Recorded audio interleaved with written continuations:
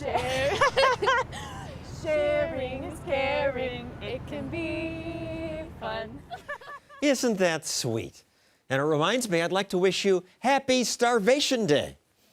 Well, that is what Thanksgiving would be called if the Pilgrims had kept to the communal property rules they started with. When they first settled at Plymouth, they were told, share everything. Share the work. You'll share the harvest. The colony's contract said that it was to be a common. Settlers were to receive their necessaries out of the common stock. There was to be no individual property. The labor of the colony was to be organized according to the different capabilities of the settlers. Sounds like Karl Marx. From each according to his ability, to each according to his need. And that sounds fair. They nearly starved. It's the tragedy of the commons. When people can get the same stuff by working less, they will. Plymouth settlers faked illness rather than work the common property. The harvest was meager, and for 2 years there was famine. But then they dropped the commons idea. The colony's governor, William Bradford, wrote, they should set corn, every man for his own particular, assign to every family a parcel of land. The results were dramatic.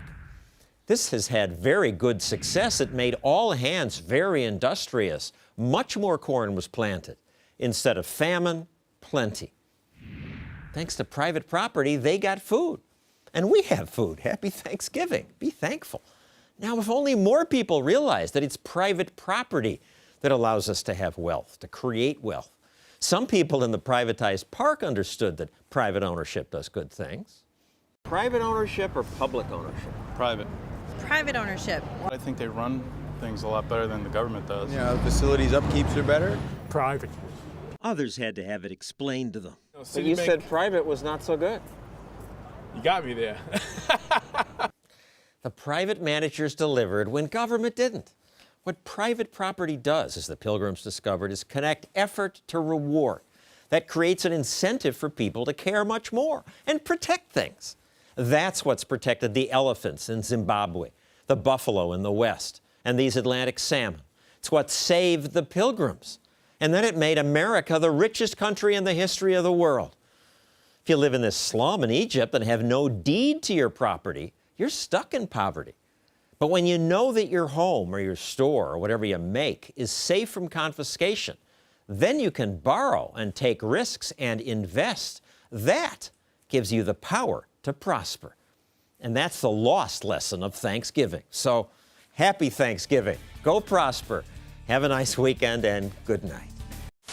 You know, every year we go through these rituals.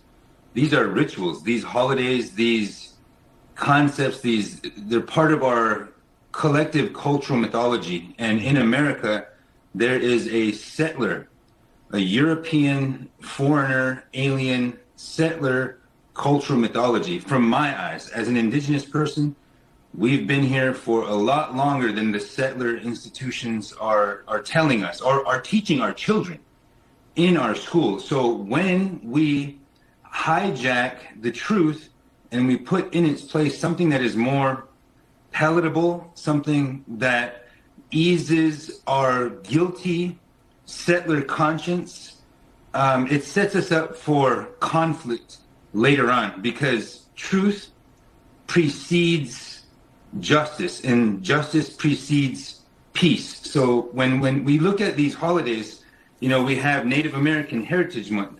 That's going on right now. And we're just now in a state where we're consciously deconstructing Euro, hetero, Christian programming. Yeah. You could call it settler programming, but that's the truth. When you look into it, I'm a lawyer and I've studied the sources of these cultural mythologies, the mythologies where one demographic is not only the settler, but the brave explorer, the pioneer, the cowboys that tamed the Wild West and brought under their control and their subjugation all the beasts of the wild, not only the animals, but they're talking about us. They're talking about the merciless Indian savages. Yeah.